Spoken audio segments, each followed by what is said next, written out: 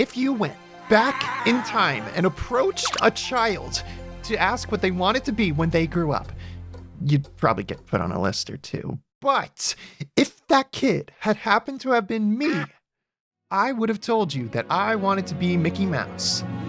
I wrote that down in like 2nd grade. I did not dream of labor. But let's say you're stuck now in like 2007, listening to Fall Out Boy and looking forward to the future. And for some reason, you got the idea to ask Lil Young me again, and like 1 year later, I would have said I wanted to be an author. An author who wrote and illustrated their own books a la Captain Underpants, Diary of a Wimpy Kid, or Junie B. Jones. Never mind the fact that I went to school on future career day with the sorcerer's apprentice hat makeup and big Mickey Mouse ears.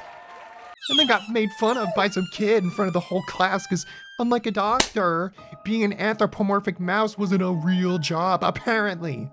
I could have saved lives, Quentin, with magic. Quentin. But I was way past that, dude. I don't even care anymore.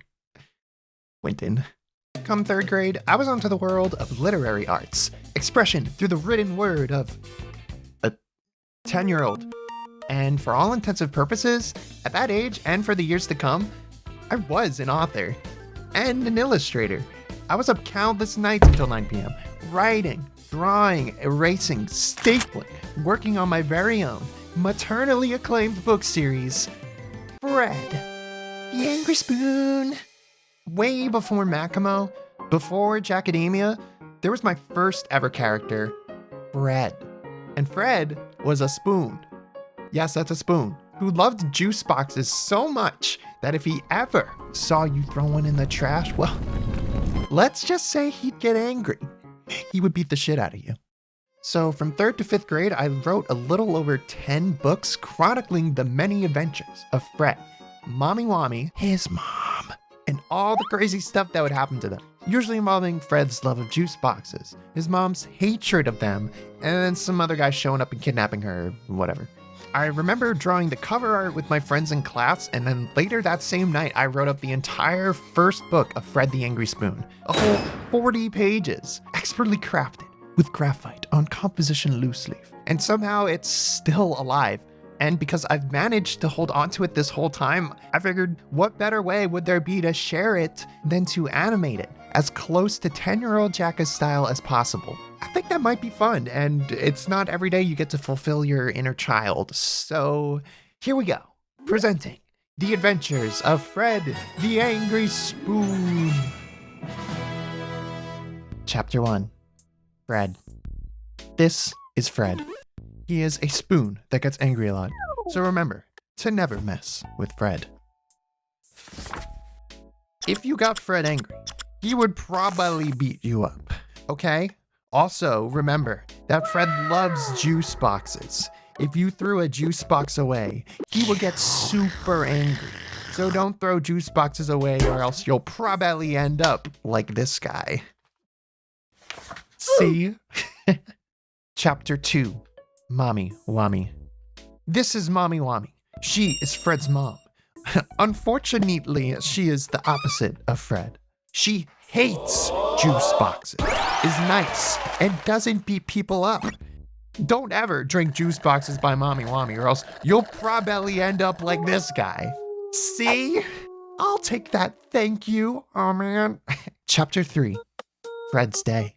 Fred was walking down the street when he saw a knight beating up a juice box. Fred got really angry, so Fred beat up a superhero and took his laser goggles and zapped the knight. Chapter 4. Nighty Whities. This is Chief Nighty Whitey. He hates Fred. Oh yeah, and Fred doesn't even know him. Chief Nighty Whitey has minions, don't say it, that are his slaves. He makes them do chores and evil stuff. He makes them obey. You will obey. Okay. Also, he wants to steal Mommy Wammy and destroy her. Did I mention he hates Fred? Chapter 5. Kidnapped.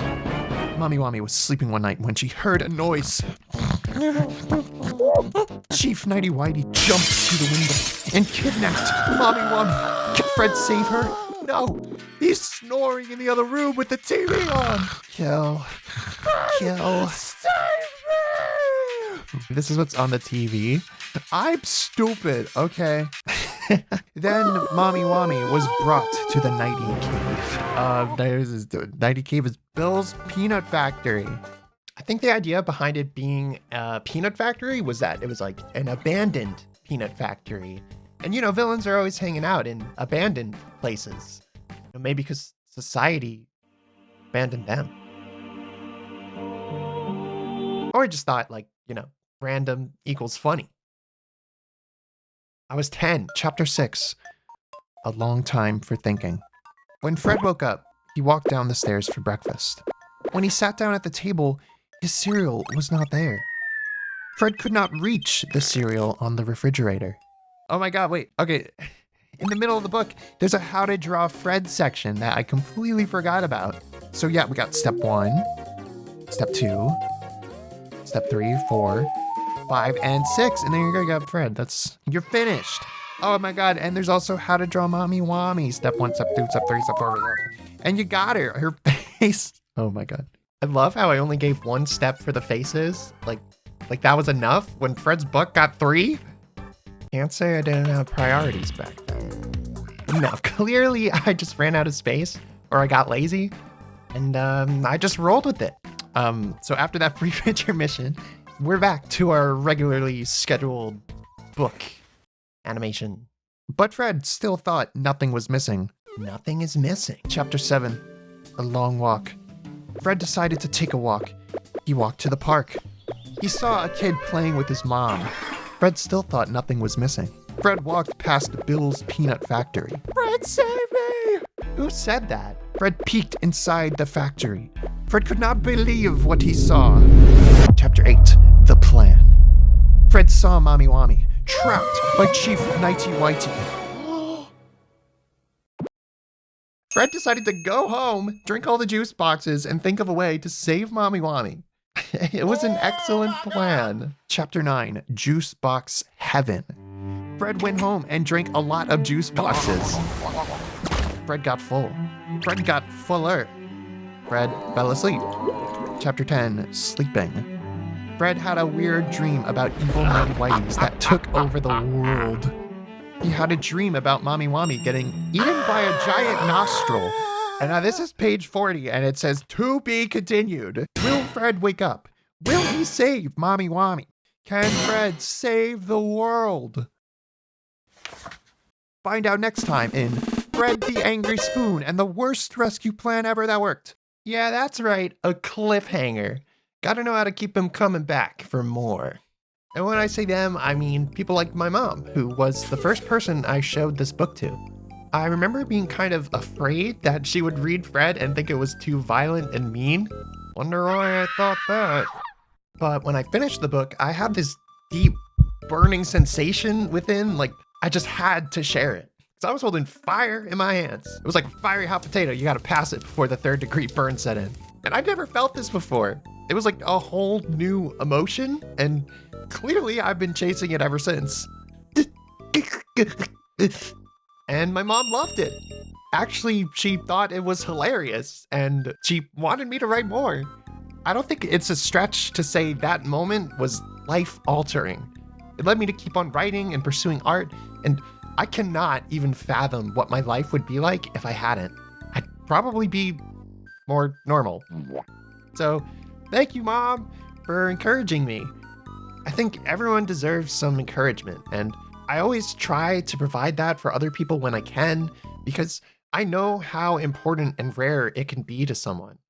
But while I was recording this video, I kept wondering, how did I even come up with the idea for this? A sentient angry spoon? Whatever the hell Nighty Whiteys are? Bill's Peanut Factory? Well, apparently I wrote that down in the back of the book on page 43 about the author and how they came up with Fred. All right, let's see. Jack was sitting in the cafeteria with his friends, and he told them the song about Fred the Angry Spoon.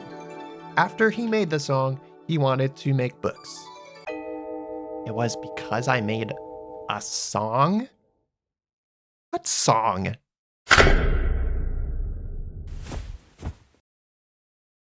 Fred, the angry spoon, can be da-ba-ba-boom.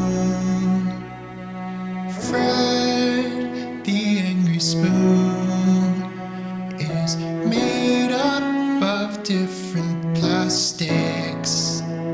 He's also good at gymnastics. Fred, the angry spoon, will make you die, but you do not know why.